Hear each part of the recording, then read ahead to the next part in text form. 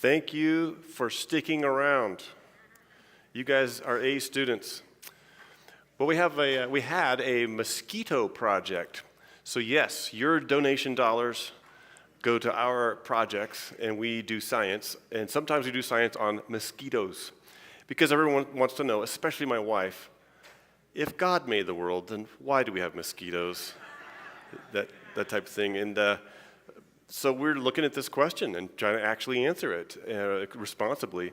And when I first saw Scott stick his hand in that net, and bunch the cloth, it's like a netting, and then donate his blood to 100 or whoever, 200 mosquitoes, I was like, this man is committed to his science work. And I'm a scientist, but he's a super scientist. And he's like, he's from Texas. I'm from the Army, so I've moved all over, so I don't have an accent. But he's from Texas, and he says, "Oh, you get used to it after a while." I was like, I can't. I'm about to throw up just looking at it. Why are you doing this, Scott? Well, we did this experiment, and the upshot or the result was stunning. First step in any experiment, before you do an experiment, you do the literature search. So we looked at the literature about mosquitoes, and we learned that there's dozens and dozens, over 100 species, but only like 3 basic kinds of mosquitoes that take blood. The rest take nectar. And the ones that do take blood, they can take nectar too. And so we reasoned, what if God created all the mosquitoes, even the 3 that take blood, what if he created all of them to take nectar or rotting fruit or, plant matter, but that the ones that take blood now do so because they're trying to adapt to a changing environment. Well, one way to test that was to get our own collection of lab-grown, lab-raised mosquitoes that have been living on blood meals for 30 years. We're talking about generation after generation in a lab, and they send you these little eggs from the lab, and we grow them and nurture them. Can you imagine nurturing mosquitoes? Yes, that's what we do at the Institute. And so here's our hypothesis. If God made them to adapt, but they were originally created good and not bloodsuckers, then if we supplied these mosquitoes with some sort of nectar or a nectar substitute, which Scott made, then maybe they would go back to that, or have they evolved over the decades in the laboratory to now they only eat blood? Because, so it's the death of the unfit, right? So, and over a long time, lots of generations, we should now be bloodsuckers to the max. And I don't have this to show you, but you have to just take my word for it. Scott made the nectar. He put it in the cage with his arm. All the mosquitoes went to the nectar. None of them went to his arm. After all these generations, they preferred the nectar, and we were like shocked. And we have to repeat it in order to that was just a preliminary experiment. We have to repeat it and make sure it's repeatable in order to publish it. So that's something we'd like to maybe get back into one day. But today is all about adaptation. So there's mosquito doing what it usually does, what it may have been created to do. But even mosquitoes adapt. Plants adapt. You adapt. I think now that Charles Darwin, in his book on the origin of species, he hijacked the capacity that God gave creatures to adapt, to tell a grand narrative. And he says, look, he loved pigeons and pigeon breeding. So he looked at the pigeons that we could breed into these different plumage patterns, like long feathers, short feathers, dark feathers, light feathers, this pattern, that pattern. And he said, if you just keep breeding it, if nature keeps on breeding on its own, then nature will produce, you can transform any feature into any other feature, which happens nowhere. It turns out that adaptations occur in features that are ornamental, not fundamental. He completely ignored that distinction. But I think he hijacked the Lord's genius that the Lord gave to these creatures, an ability to adapt in just the right way so that they could fit and fill ever-changing environments. And what else would we expect from Genesis chapter 1? Be fruitful, multiply, and fill. And so if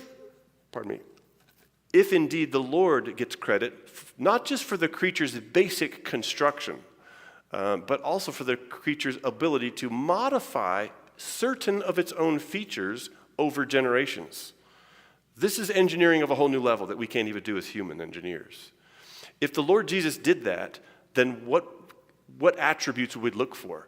And we would expect perhaps to find that these adaptable features or traits are redeployable, that they actually fit appropriately the environment that they're trying to fill, or the niche that they're trying to fill. We would also expect to see, in some cases at least, that these creatures are detecting certain conditions, and they're processing the information that they detect, and that they deploy appropriate responses in the next generation. And so let's look at some of these creatures. So here we are, we got a detector, a processor, and an appropriate response. And there's my cute little icons. Do we see this happening in creatures? If so, then we can conclude with confidence that these creatures are adapting according to engineering, not according to natural processes. It's happening because of internal design, not external, quote-unquote, pressures that we always hear about, especially in the scientific literature. Okay, we're going to look at 7 examples. And the first one is the peppered moth, supposed to be an icon of evolution. There it is, Biston betullaria. And I was taught this is proof of evolution, and it was in my high school biology textbook. And the story is told that in the Industrial Revolution of the late 1700s in England, the moths would ordinarily have whitish wings peppered with black speckles, and that they blended in really well with the white birch bark of the trees that they inhabited, so that the birds would fly by and not even notice that there was a moth there. And so now the Industrial Revolution came along, and then these factories would pump soot into the air. The soot would stick to the bark and turn the bark black. So now the white moths would land on the tree trunk. The tree trunk is now black, so the moth stands out, and they all got eaten. There we go, death of the unfit. This is how evolution works. And that's the story we were told, proof of evolution. But what they don't say is that back then, before the Industrial Revolution, there were whitish moths with black speckles, and in the same population, there were darkish moths with white speckles. And now, today, they've just shifted, okay? So now more of them, apparently, are darker, at least during the Industrial Revolution, and then fewer of them were whiter. So the cool thing is, even today, geneticists are trying to figure out what helps these moths shift. In other words, my point being, before the Industrial Revolution, some dark, some light. After the Industrial Revolution, did they evolve? No, because there's still some dark and some light. No real evolution has taken place. But beyond that, we're asking the question, geneticists now get to tinker with the instruction codes that build dark versus light.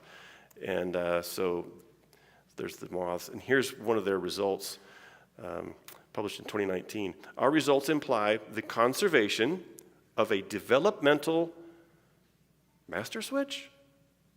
Master switch. That doesn't sound like time, chance, and death. That doesn't sound like external factors selecting this, that, or the other, because master switches are in the machine itself. And indeed, they found this genetic master switch within the machinery of the genetics of Biston betullaria. For melanism, melanism is dark pigmentation.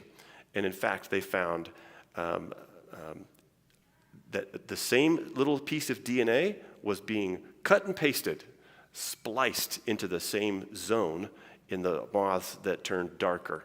So it looks like there's a something going on in the cell to where they can take a gene or a piece of DNA from here, splice it into there, and that's what does the work. That's what changes this trait. Okay, notice, the cells are not taking DNA from an essential gene and chopping it into random bits and plugging it into like it would be random code. Anyone never done computer coding? If you had a computer code and it's functioning in your computer, and you say, okay, now take a bit of this code and splice it into there, it would immediately wreck your whole program. But these have apparently been programmed to have specific codes that tell the codes where they can go. That came across rude. Didn't mean it that way. You can go take a hike. No, please go over here and turn us dark. And that's a master switch that they found. So it's internal, not external, indeed. Wow. Now, the stick spider, it's really hard to find. I know because I went to Maui, where these things live, in order to look for one, could not find it. But, the sacrifices one must make for science. Actually, my daughter was living there. Her husband's from there, so we went to go look for these little Ariamnes. Aren't they cute? Well, there's a gold one, but think of the Hawaiian island chain, and the stick spiders are on all the islands. And there's a gold one, and then there's also a white one, and a red one, and a black one. And they look quite different. And it's either this, that, the other, or the fourth. There's the ones on, there's one on Kauai, which is furthest west, and then Oahu, and then we're going east to Maui, and then the biggest island is Hawaii, the big island. And we have those versions on those islands. This is published in a science journal. You can see the reference there. But then on Kauai, you also have this one, and on Oahu, you have a red one. Maui, it's a gold and red. Hawaii, you've got black and red. And again, you've got a red and now gold on Kauai. You see, so they're redeploying the same, like predetermined variation. But the key to this study is that if evolution by external processes, not internal, is if conditions were forcing these spiders to make changes to their bodies, instead of the spiders themselves deploying changes based on what's been programmed in them, then we should see that the black, gold, white, and by the way, the black live on like lava rock, the white live on lichen that's whitish colored, the gold live on tree leaf litter, the gold leaves that have fallen. So they occupy these very specific teeny tiny niches within even the same forest. Anyway, you'd expect that genetically that the spider might have traveled. Let's say the first pioneer spider lands on Kauai, the westernmost island, and then he leaps across the sea somehow. Maybe he floats or maybe he flies with a web, like a parachute, and he gets to the next island, and then those would be genetically.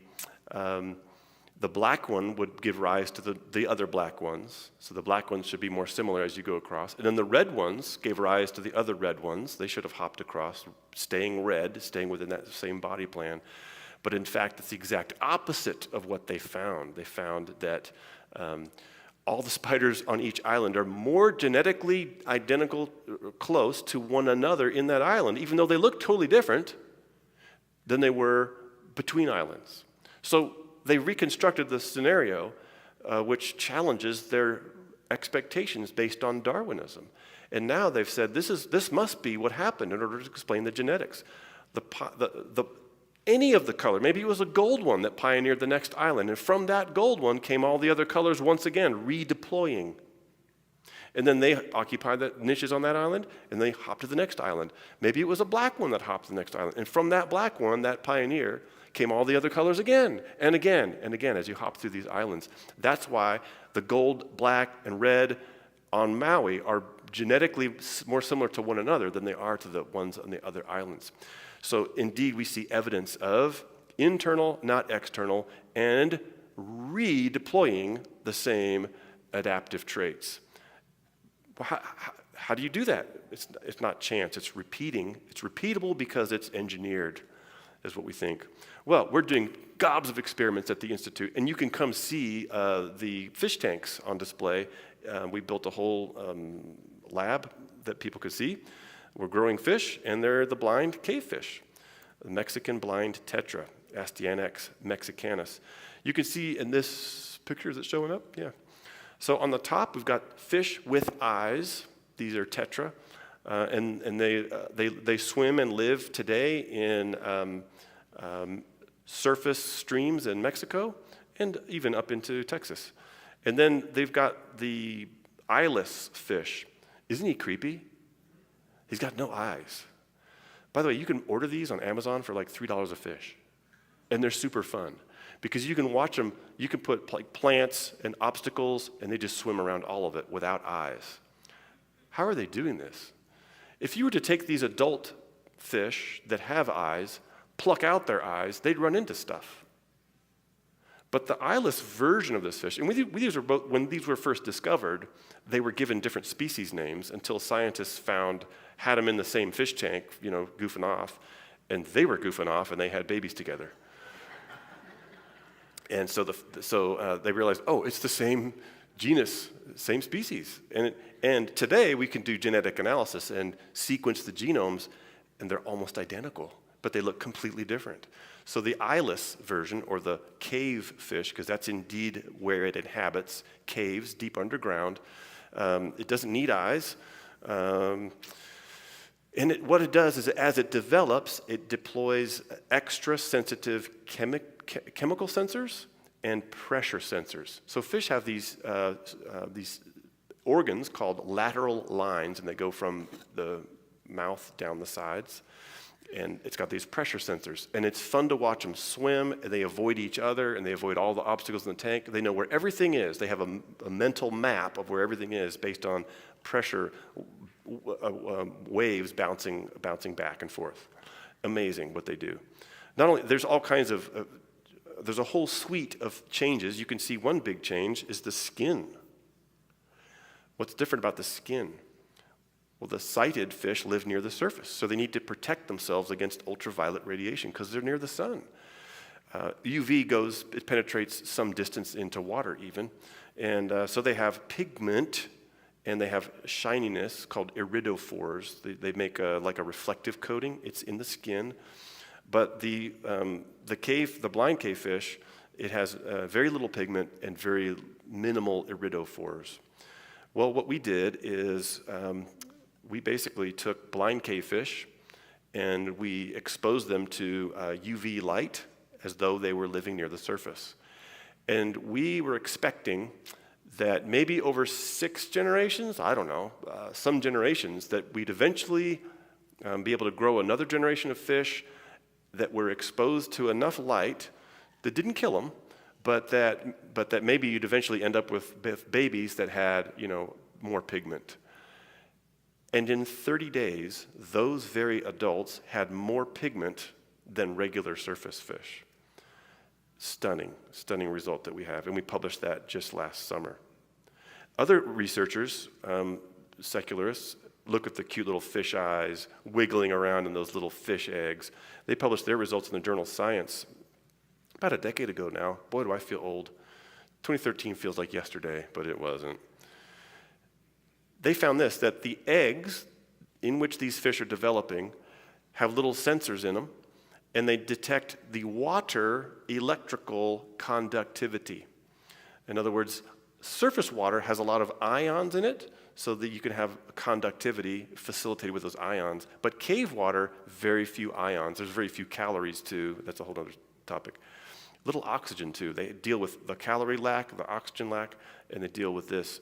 As the eggs are developing, they detect, hey, there's very little conductivity. They send that message to the growing embryo and all the cells that are growing into a fish. And they found that in those embryos, heat shock protein 90 was inhibited. Okay, so that's just a fancy word that means there's a specific protein that sends a specific message so that the fish would do a specific thing. What specific thing did it do? Reduced the eye and reduced the eye socket. So it's sending the message to these sighted fish, you might not need your eyes where you're going. Now that is, there's no death. There's no death of the unfit. It's just fish as eggs. The eggs are detecting what it needs to know. How does it do this? Because the Creator equipped it with the exact detectors it would need to determine what it needs to know in order to pioneer this new environment, which is going to be caves. Wow. So we say they have detectors, and they certainly do. So we've got an example of it's internal, by the way, all these are internal. Internal processes with the, what was that first creature? Peppered moth. Second creature, we found that it was, it got redeployed in every island. So that was the stick spider. And then we just looked at the Mexican tetra, the blind tetra. We found that even its eggs have detectors. Now we get to go to another icon of evolution, the three-spined stickleback. This is a pretty cool fish, cute little fishy poo. Well, it turns out that there's two main varieties. One lives in freshwater and one in the seas and oceans. This study looked at both, and they made a map showing all the different populations of three-spined sticklebacks. And what they determined was amazing, that it seems to them like the three-spined stickleback that was in the ocean that pioneered Spain, it goes up these rivers and it finds like lakes that are connected to the rivers over some generations maybe. And so it pioneers from the ocean up into the lakes that are on land. After it lands on the lakes that are on land, it drops its three spines down to two. It drops its body armor from 5 scales, bony scales on the inside, bony plates, down to like sometimes 2 or none. And it drops its body size from big, tough, and robust to itty-bitty and can reproduce fast. How is it doing these changes? How fast are these changes happening? And how are these changes happening?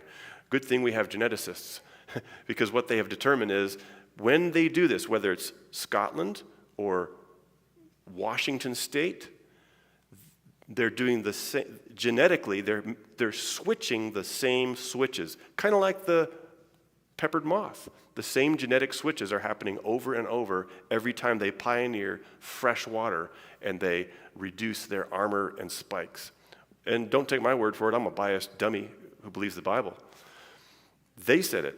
Reuse of the ectodysplast gene provided the initial evidence that the repeated evolution, no guys, it's the repeated adaptation by engineering. It's nothing to do with chance, because it was repeated, of freshwater traits was the result of, get this phrase, this is a great phrase, standing genetic variation. In other words, the genetic variation that could give the instruction codes to build three-spine sticklebacks, and you have genetic information to give the instruction code to build two-spine or one-spine sticklebacks for the freshwater, all that genetic variation was standing in the fish all along. Standing it right there. In other words, it's the coding, the programming is in there. I wonder how it got there. I've got an idea. It's called He Spoke, and it was done. He commanded, and it stood fast. Psalm 33:9. Well, here you can see an X-ray of the marine version on top, and then the lake version on bottom. And they found even something else about this several years ago. We showed in this study that repeated exposure to cues of a predator, and I have inserted this, they're called alarm pheromones, results in, by the way, how are they thinking about this? They're thinking the cues of the predator are causing the changes in the fish. All hail the cues of the predator. When their thinking is exactly backwards. And I think Christians are influenced by this. And so we end up sliding into this pitfall of giving credit to creation rather than the Creator. That's what the world does. And that's what Paul said we would do in Romans chapter 1. For they worship and serve the creature rather than the Creator, who is blessed forever. Amen. And even as Christians, we're giving credit to natural processes and to the creation as though it could do these things, when all along the Lord Jesus deserves the credit. So that's how they think. They think it's the pheromones that are doing this. Results in significant differential expression of genes involved in immune response, synaptic processes, brain metabolic processes, and visual perception. Not just once, but repeated. It does the same response over and over again. Why? Because it has the equipment in it to detect the pheromones. So here's what's happening. Fishy swimming, fishy happy. No predators around, fishy very happy. Predator comes in, eats Uncle Bob. Okay, fish poops out Uncle Bob bits. Uncle Bob bits become alarm pheromones. Bit of Uncle Bob digested. Wow, I was right. Fishy smells it. Fishy says, I have a detector for this. It's already tuned to recognize this molecule came from Uncle Bob, or one of my kind, is what I mean by that, instead of all the other millions of different molecules that I'm experiencing. And then immediately it sends a message to the rest of the body saying, we need to make changes in which genes are exposed, which genes are expressed, which genes need to be closed down, dialed up, in all these different tissues. Immune response, synaptic process, that's its nervous system, brain metabolic processes, and visual perception. So that now, fishy is not happy, but it's like enhanced eyesight. Suddenly it can look up and find out where that predator is. So he doesn't turn into Uncle Bob. Sorry if there's an Uncle Bob in here, no offense. This is radically excellent. I don't know how to say this. This is design of a new level. And it's internal, and the Lord gets the credit. So it's responses that are appropriate to the situation, not just random response. Nothing random about this. Nothing Darwinian about this.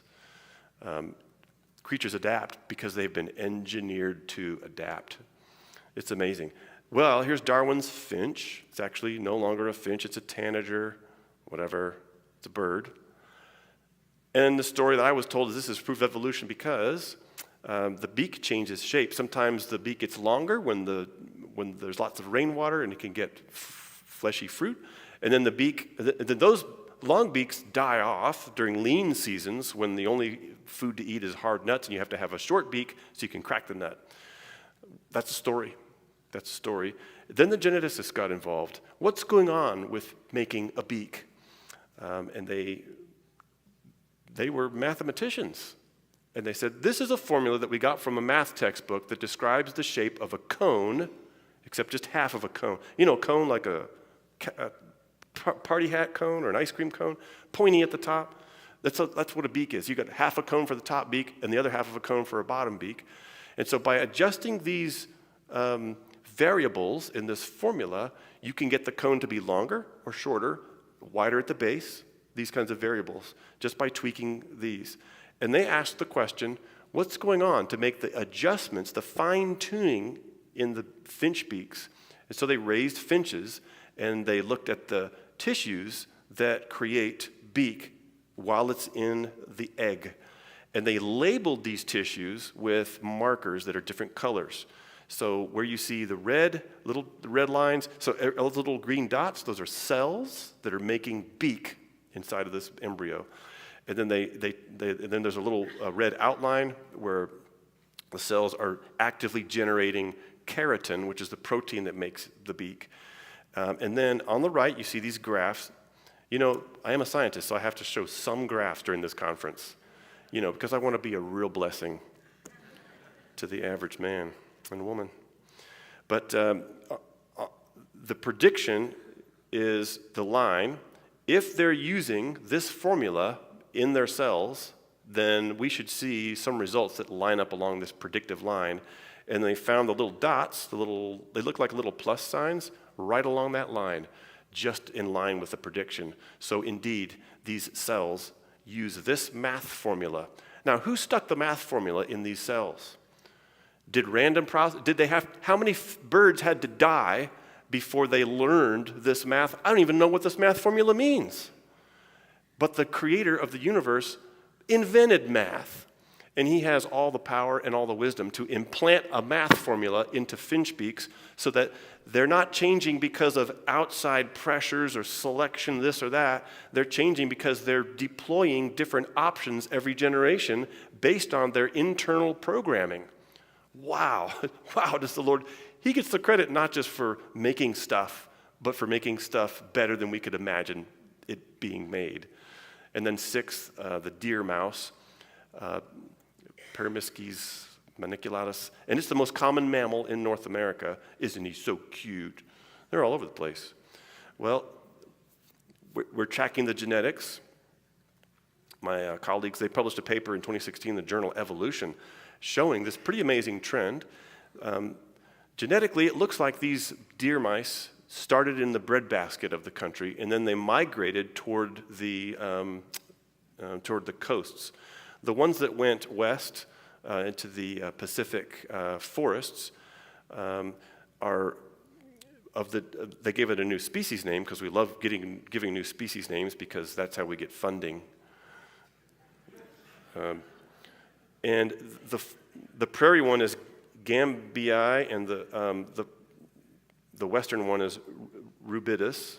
Okay. Anyway, what's the difference between the two? Tail's longer in the forest dweller, shorter in the field mouse version. Same genus, but it has developed a long. What are the two features that, if you were an engineer and you wanted to make a mouse with a longer tail, I don't mean like, I'm not saying how would you lengthen the tail's mouse and then you'd say pull it. I'm not asking. How would you craft this so that it would develop from an embryo with a longer tail? This is the part where you get to say stuff. So there's these bones called vertebrae. How would you adjust these? Okay, let's do hands because I'm hearing little bits. Who's got a hand up wants to say? And why is it the right half of the room that says stuff? My people, join us. Yes, sir. Add more vertebrae. That's exactly what these have. Yes. Lengthen each vertebra.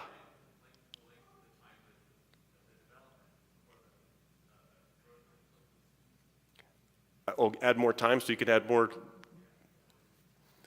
Well, let's assume they can add more faster.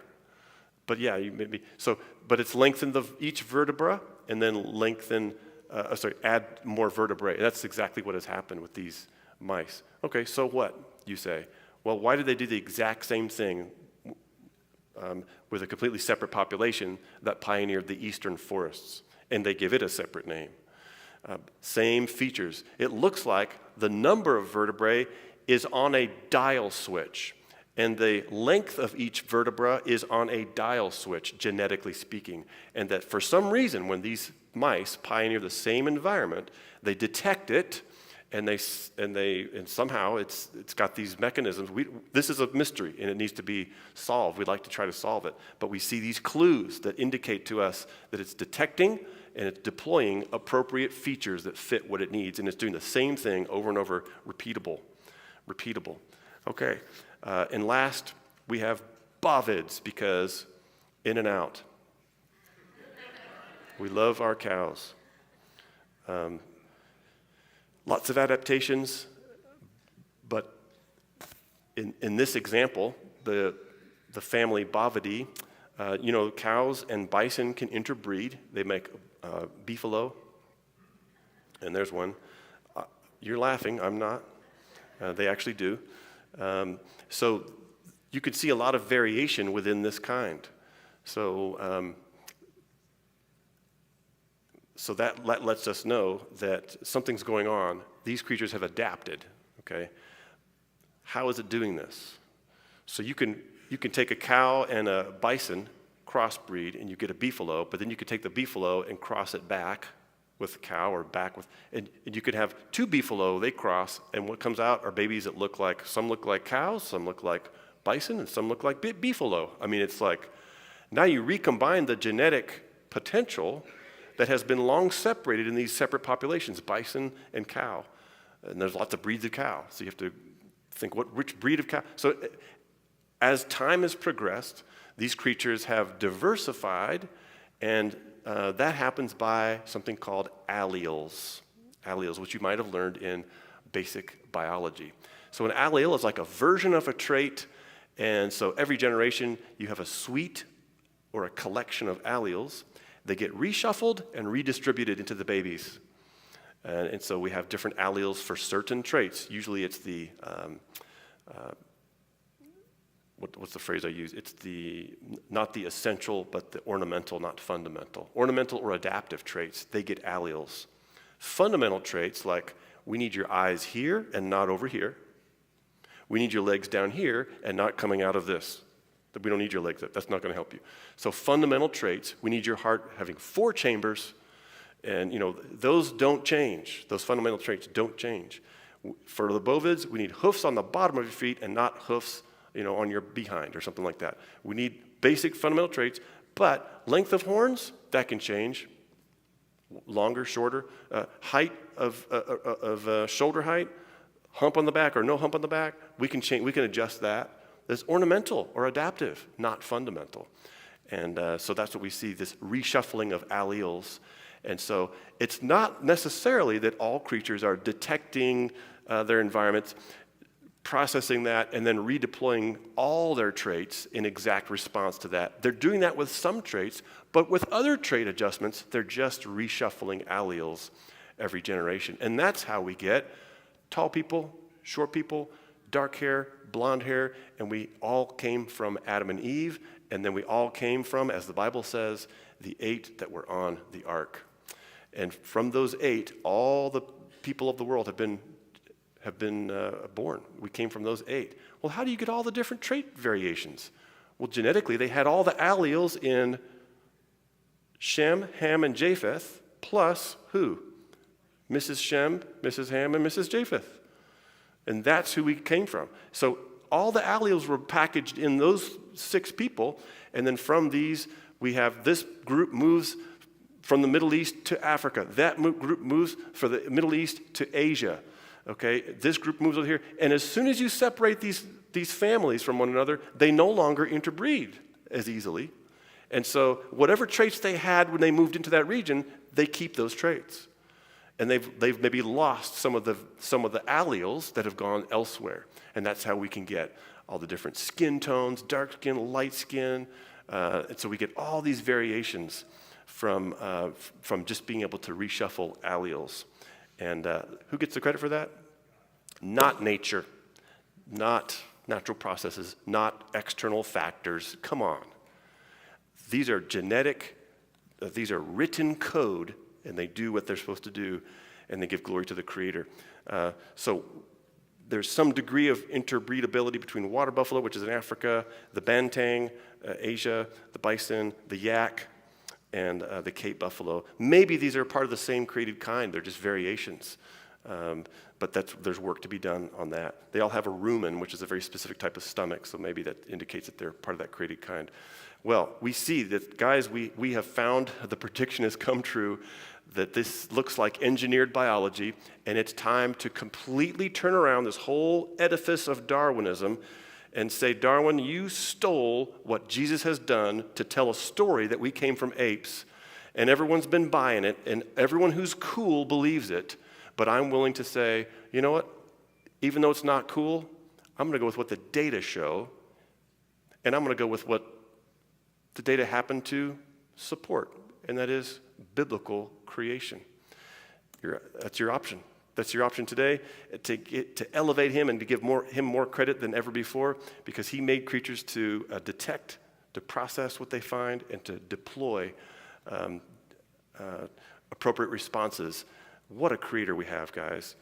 And good science leads us to worship. And tonight we can certainly worship him, saying that for by him all things were created, through him and for him. We want to give him the credit and the glory throughout this conference. Thanks so much for coming.